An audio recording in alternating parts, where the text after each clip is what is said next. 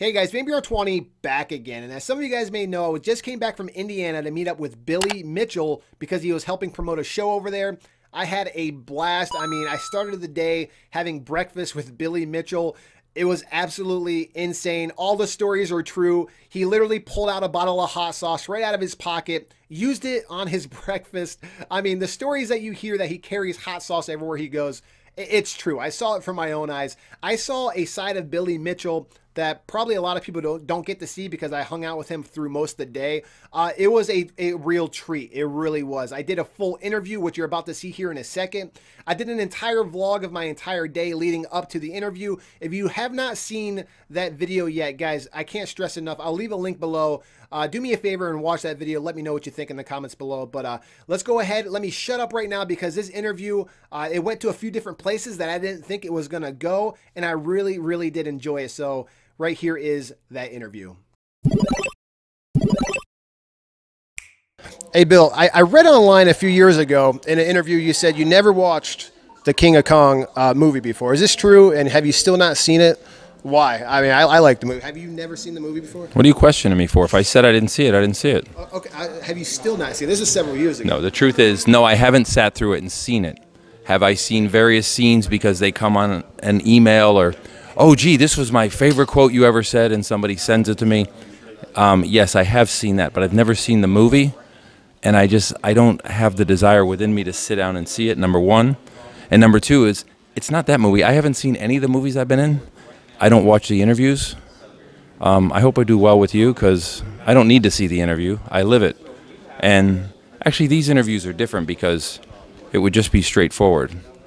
When I see something that's created, that's edited, I always think that it coulda, woulda, shoulda done better. I'm kind of anal. I'm kind of into detail in case you hadn't noticed.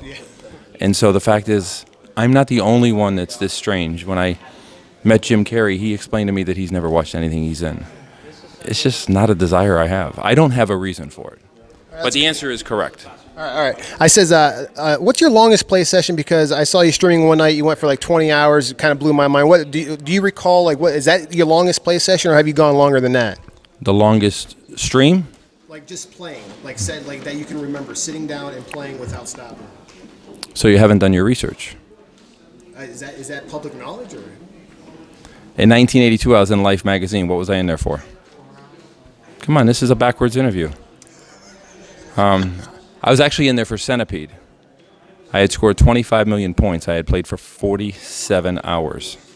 Without taking a break. It's not that difficult when you're 17 years old and the bathroom's not a problem for you and your body's more stubborn and more cooperative, and as the years go on, your body demands more attention. When I stream, I can get up and leave and come back, whether I got to get a drink of water or whatever. But yeah, Centipede was 47 hours on one quarter. If we pull that out of the mix, another Centipede was 39 hours. If we pull that out of the mix, then yes, that 20-hour stream was the longest. That's absolutely insane. Just watching you stream and watching everyone actually, a couple people sitting there and can't even make it watching, let alone playing, was just absolutely crazy. Do you play any other games, or is it strictly just arcade games? I play arcade games. I don't play home games, as I call them. Some people call them console games or PC games. Or I don't play modern games. I do have an appreciation for them. I do have an appreciation to watch great players. I do. The idea that I could hold that controller and use every finger on both hands like they do, I would only embarrass myself. So I'm not going to do that. Well, you definitely don't embarrass yourself, that's for sure. Where did you first play Pac-Man at, and what about that game made you want to master it?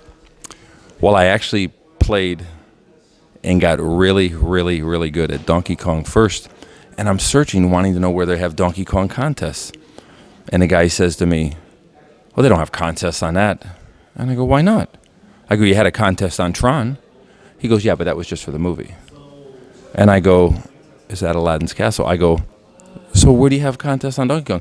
He goes, you don't have the contests on Donkey Kong. He said, it's popular. He said, but it's not like Pac-Man. And I go, what do you mean it's not like Pac-Man? It's Donkey Kong. And he goes, yeah, it's popular, but it's not Pac-Man. So I thought, all right, forget him, man. I'll just get the world record on Pac-Man, too. So That is that's how that came about. so. How are you liking the whole live streaming on Twitch thing? And do you think it's making a difference to some of the non-believers out there? I hope not. Howsoever, all of the credit to streaming on Twitch goes to my son. What happened was he comes home. He comes home for the summer, and I don't get to spend as much time with him as a usual college student and parents get to spend because of his schedule. So he was home, and he explained to me that he was going to get a game from a friend of mine because he basically just went and hijacked a couple games from a friend's arcade. And he said, I'm going to set up a Twitch. We're going to have a Twitch account. Then we're going to have a Twitch partnership. And you're going to be here, and you're going to play. And I am not doing that. Get lost. I mean, I just didn't want to. I'm sorry. It's not on my list of things I want to do. I mean, I don't want to. There's a lot of other things I want to do. Do you enjoy it now? You know, you should actually go to the gym each day. We all should. We just don't do it. And I just told him no. And as you see, I can't really push him around anymore. And so he went ahead and did it anyway. And he was playing, and his father and son. So it was kind of cool, actually. We were both playing. And like I said, I don't get to spend the time with him that I'd like. So we were both playing and having fun. And the scores were going up. And yeah, this got kind of fun. Ooh, this was cool. Ooh, 1 million points. I thought they said I couldn't do 1 million points. Ooh, another million. Ooh, another million. So there is a little vindictive laughter there. But yes, I do enjoy it now. And I enjoy the interaction with people on there that have become friends or friends that I knew but in the past. The most aggravating thing is when I'm in an atmosphere that I cannot interact with the crowd. So I guess him being smarter than me, his idea is to set up a Discord where there'll actually be voice-to-voice back and forth. And so I think that'll add to the fun. And so, answer your question, I am surprisingly happy and having fun with Twitch, yes. And I enjoy watching, so hopefully you keep doing it. It's the next best thing to the arcade. So this is kind of off-the-wall question. What's your thoughts on the way the movie Pixels portrayed the Billy Mitchell character? Did you see the movie? Do you know where I'm going with this? Like, what's your, that little midget guy that, obviously they were trying to, reference you. I like that little midget guy. You're not familiar enough with his name. You're trying to say that I'm more famous than him? Is that what you're saying? I get, in my eyes, I guess. His name was Peter Dinklage. The truth is he's a great actor, and let me say that right off the bat. That's not the only piece of acting he's done, and of course he's done some great pieces.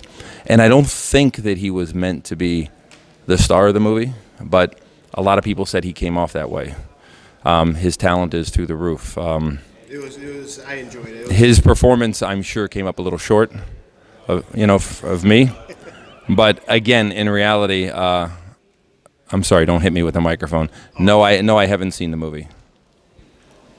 But I don't see many movies. Right. I saw Ready Player One. Basically, that was out of friendship to Eddie, who I met in Austin. Him and his wife were tremendous. And he had such kind words to say and inspirational things to say about me and how much my personality inspired him. I wanted to do that. So what do you think about the new Twin Galaxies and all the allegations? Exactly. Yeah. And all the allegations against the new owner and all that business. I got to ask. So what's your stance on it? Allegations. So in other words, do I believe the fact that somebody there embezzled or was committed fraud in reference to 27 million? Yeah. Yes. Well, I haven't looked at it. I haven't studied it. So I will reserve judgment, except to say the fact that I sure hope it's not true. I wouldn't wish that upon anybody to be victimized. Anybody who did do it, I would like to see the proper things happen. The idea that there were people, employees, players who were not paid, that's unbelievable to me. That's almost beyond something that I can believe. Having owned a business, oh man, you pay the employees. The idea that there were bots to create hits, to deceive numbers, to attract investors, to deceive investors, to get money brought in, I would just hate to believe that's true. I haven't seen or read or investigated enough to know or believe that it is or isn't true, and I guess I'll wait for some conclusions. I just hope it's not true. I just know the Twin Galaxies that we knew from way back when to what it is now is far different. And even without these activities, just some esports organization off and running, not coddling and pushing and the origins of competitive gaming, they're far different. I'm sorry to say that too. Yeah, I agree. Do you think the King of Kong documentary was a good representation of how everything went down, or was that a lot of Hollywood? Well, I'm glad they didn't tell you the real truth about me. But every film that's put together has creativity, has Hollywood, has drama, except for National Geographic, I suppose, and nobody watches that. When I look at the things that happened, the things that were done, the things that were said, if I look at time sequence being switched, if I look at drama being added or subtracted, if I look at elements being left out or added in, when you create a movie in order to create a good movie, and you do any of that to create a movie, then it's fine. I don't have any problem at all. If you want to look at it and say that it's truth and nothing but truth and a timeline all the way down the line, you're an idiot. And I don't want to call anyone an idiot. Yeah, I don't blame you. So anytime I make a video about you, I get a lot of hate comments, as you know, and people all say and people all say the same thing. Is there anything you would like to say to them right now? Because you know, we know they're watching. So is there anything you'd like to just say to them right now?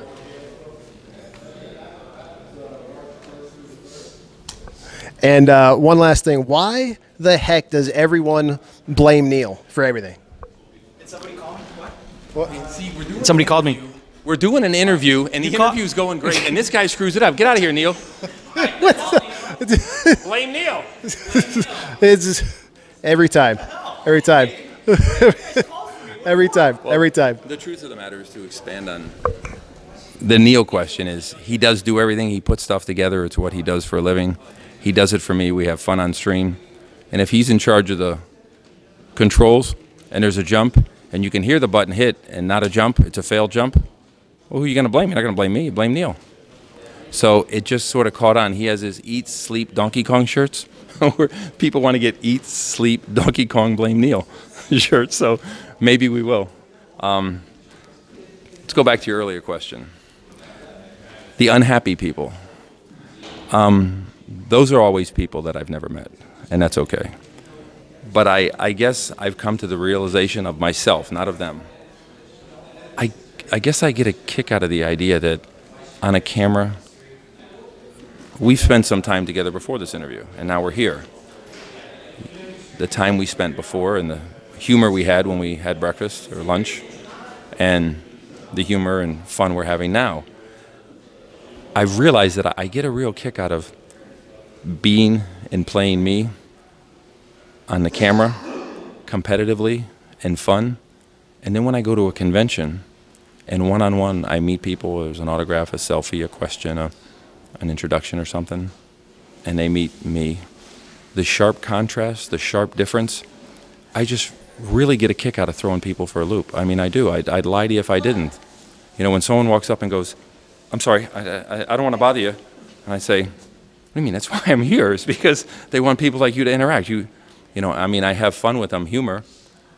Or, you know, someone says, oh, I'm sorry, can I talk to you? Why? I didn't see you talk to anyone else. And they get like this. I get a kick out of that. It's fun. And it's fun to entertain people. It's fun to interact with them. And those are people, I'd imagine there's some people that are just angry people for whatever reason. But I haven't met those people. I haven't had a personal interaction with them. There's a lot of keyboard warriors out there that, you know, they'll say all a bunch of stuff behind the keyboard, but they don't have the balls to say it to your face. You know, that's just a lot of people at home. They're having a miserable life, so they make themselves feel better by getting behind a keyboard. So as a YouTuber, I've known just you don't worry about those comments. Like they brush off me. I don't care. Sometimes it's harsh. Sometimes I'll rub you the wrong way, but that's the way I always go at it. But yeah, anytime I talk about you, you always will have the idiots out there that will say the same thing over and over and over again. And a lot of people are like, well, Sean, why don't you just, you know, block, you know, these people? I let them just say whatever they want and make them look like a fool out of themselves. That's how I do. And I kind of don't even really acknowledge those people. That's kind of how I don't know. it's a shame the way the internet is with the YouTube comments, and I'm sure you've seen it gets absolutely insane. Some of the stuff they say blows my mind. So Well, I'll use you as an example instead of me. Somebody who's very smart drew an analogy to me. So I'm going to draw that analogy to you to keep me out of trouble. For about a year and a half, nobody could argue that Donald Trump and the media most of the media were basically at war. They never stopped talking about him, mostly bad.